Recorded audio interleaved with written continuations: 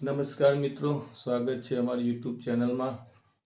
આજે પ્રીપોઝિશન ભાગ 3 આપણે અભ્યાસ કરવા જઈ રહ્યા છીએ। આગળ આપણે જે 4 પ્રીપોઝિશન જોયા એ સિવાય આજે પાંચમું અને છઠ્ઠું પ્રીપોઝિશન ભણવા જઈ રહ્યા છીએ। આજે ઓવર એટલે ઉપર અને બિહાઇન્ડ એટલે પાછળ, તો બંને પ્રીપોઝિશન આપણે ભણીશું। તો પ્રથમ આપણે ઓવર વિશે અભ્યાસ કરીશું। ઓવર એટલે ઉપર। જ્યારે કોઈ વસ્તુ, પ્રાણી, પક્ષી, બીજી વસ્તુ, પ્રાણી કે પક્ષીની ઉપર હોય પણ અડકેલી ના હોય તો આપણે ઓવર વાપરીએ છીએ। સામાન્ય રીતે જોઈએ તો ઓન માટે કોઈ પણ વસ્તુ એ બીજી વસ્તુ પર અડકેલી હોય છે। અડકેલી હોય તો આપણે ઓન મૂકીએ છીએ, પરંતુ અડકેલી ના હોય ને ઉપર હોય તો આપણે ઓવર મૂકીએ છીએ। એટલે ઓન અને ઓવર બંનેનો તફાવત સમજાવતો આપણે એક બીજો વિડીયો મૂકીશું।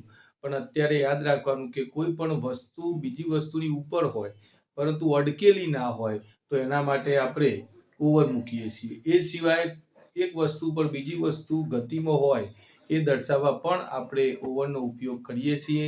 અહીંયા સાદા વાક્યો દ્વારા આપણે સમજીએ એટલે બાળ મિત્રો તમને ખબર પડી જશે। તો જોઈ શકો છો વાક્ય। પહેલું વાક્ય મેં ઓનનું લખ્યું છે કારણ કે તમને તફાવતની થોડી ખબર પડે। The book is on the table એટલે ચોપડી પુસ્તકની ઉપર આમ અડેલી છે, એટલે આપણે ઓનનો ઉપયોગ કરીએ છીએ કે ભાઈ ચોપડી ટેબલ ઉપર છે। ટેબલ ઉપર ચોપડી મૂકેલી હોય એટલે સહજ ભાવે અડકેલી હોય એટલે આપણે ઓનનો ઉપયોગ કરીએ છીએ। પરંતુ ઓવરનો ઉપયોગ ક્યારે થાય? તો the clock is over my head, તો ઘડિયાળ મારા માથાની ઉપર છે। જુઓ, ઘડિયાળ દિવાલ ઉપર હોય, તમે નીચે ઊભા હોય તો ઘડિયાળ માથાથી ઉપર હોય પણ માથાને અડકેલી હોય નહીં, એટલા માટે આપણે ઓવરનો ઉપયોગ કરીએ છીએ। એ જ રીતે જોઈએ તો બીજું વાક્ય, the cat is jumping over the table, તો કેટ એટલે બિલાડી, એ જમ્પિંગ એ ટેબલ ઉપરથી કૂદી રહી છે ગતિ દર્શાવવા માટે। ટેબલને અડકેલી નથી, સ્પર્શ કરતી નથી, એટલે આપણે કહી શકીએ ઓવરનો ઉપયોગ ત્યાં કરી શકીએ। એનું ગુજરાતી થાય the cat is jumping over the table, તો બિલાડી ટેબલ ઉપરથી કૂદી રહી છે એટલે ગતિ દર્શાવે છે। ગતિ દર્શાવવા માટે પણ અડકેલી ના હોય એવી ગતિ દર્શાવવા માટે પણ ઓવરનો ઉપયોગ આપણે કરી શકીએ છીએ।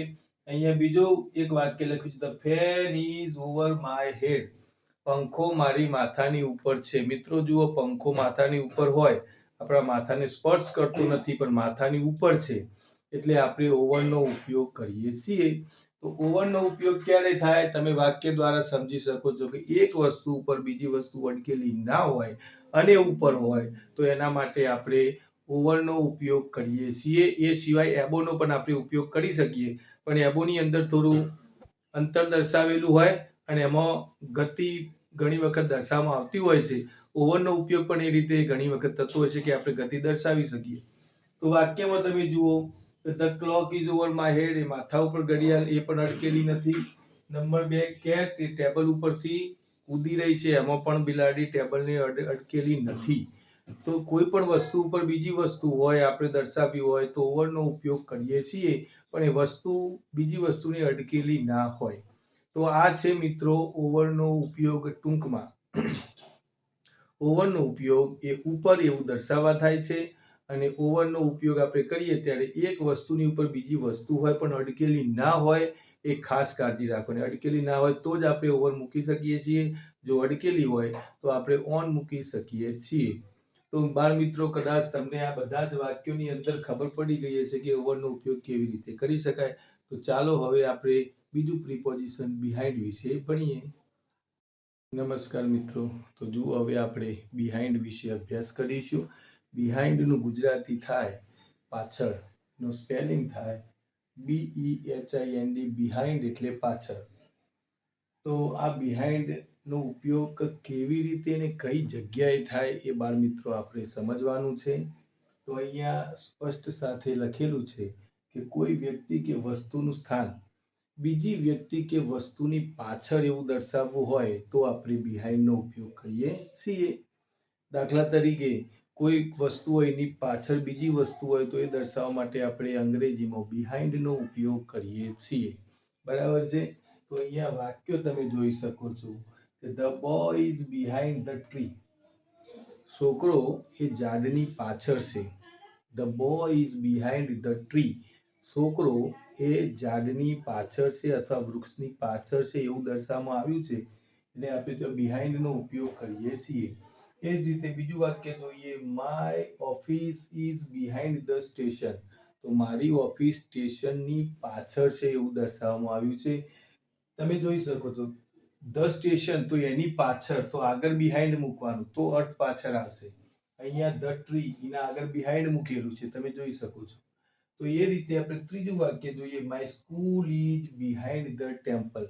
મારી શાળા એ ટેમ્પલ એટલે મંદિરની પાછળ છે. એટલે શાળાનું જે લોકેશન છે, શાળાનું જે સ્થાન છે તે ટેમ્પલની પાછળ દર્શાવવામાં આવે છે.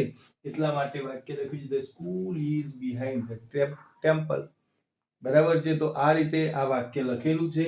એ રીતના માય ફ્રેન્ડ ઇઝ બિહાઇન્ડ મી. મારો મિત્ર મારી પાછળ છે એવું દર્શાવવામાં આવ્યું છે. તમે જોઈ શકો છો અહીંયા માય ફ્રેન્ડ એટલે મારો મિત્ર, એનું સ્થાન મારી પાછળ છે એવું દર્શાવવામાં આવ્યું છે. તમે દરેક વાક્યમાં બાળ મિત્રો જોઈ શકો છો. અહીંયા છોકરાનું સ્થાન છે ઝાડ પાછળ બતાવવામાં આવ્યું છે. અહીંયા માય ઓફિસ, તો ઓફિસનું સ્થાન છે તે સ્ટેશન પાસે દર્શાવવામાં આવ્યું છે. એ જ રીતે માય સ્કૂલ છે એ ટેમ્પલની પાછળ દર્શાવવામાં આવ્યું છે. અને અહીંયા માય ફ્રેન્ડ છે મારી પાછળ એવું સ્થાન દર્શાવવામાં આવ્યું છે. એટલે એક વસ્તુ કે વ્યક્તિનું સ્થાન બીજી વસ્તુ કે વ્યક્તિની પાછળ જો દર્શાવવું હોય તો અંગ્રેજીમાં આપણે બિહાઇન્ડ પ્રીપોઝિશનનો ઉપયોગ કરીએ છીએ. તો મિત્રો, આ વાક્ય દ્વારા લગભગ તમને ખબર પડી ગઈ હશે કે બિહાઇન્ડનો ઉપયોગ કેવી રીતે કરી શકાય. તમે જોઈ શકો છો એક વસ્તુ હોય કે વ્યક્તિ હોય, એનું સ્થાન બીજી વસ્તુ કે વ્યક્તિ પાછળ દર્શાવવાનું હોય. એમાં પ્રાણી આવે, પક્ષી આવે, કોઈ વ્યક્તિ આવે, કોઈ નિર્જીવ વસ્તુ, બધું જ આવી શકે. તો આ રીતે આપણે બિહાઇન્ડનો ઉપયોગ એ કરી શકીએ છીએ. તો મિત્રો, લગભગ તમને બિહાઇન્ડના ઉપયોગ વિશે ખબર પડી જ ગઈ હશે. અને આગળ જે આપણે પ્રથમ નંબરે ભણ્યા ઓવર, તો ઓવરનો પણ વાક્યો તમે સમજી શક્યા છો. તો આજે આપણે 2 પ્રીપોઝિશન ભણ્યા, ઓવર અને બિહાઇન્ડ. તો હવે એ જે પ્રીપોઝિશન છે એના વાક્યો તમારે ઘરે બનાવવાના છે અને વાલી જોડે એને બતાવવાના છે અને ચેક કરાવવાના છે. બરાબર છે. તો તમને ખબર પડશે કે ઓવર અને બિહાઇન્ડનો ઉપયોગ કેવી રીતે થાય એ તમને સમજણ પડશે. એ સિવાય બાકીના જે પ્રીપોઝિશન છે એ આપણે આવતા આગળના ભાગમાં તમને શીખવાડીશું. તો આ જે પ્રીપોઝિશન તમે ભણ્યા એ ઘરે સારો અભ્યાસ કરજો. અને અમારી ચેનલ ગમી હોય તો એને શેર કરજો, સબસ્ક્રાઈબ જરૂર કરજો, જેથી નવા વિડીયો અમે તમને મોકલી શકીએ. બરાબર છે. તો હવે ઘરે બેસી અને આ વાક્યનો અભ્યાસ કરશો. નમસ્કાર.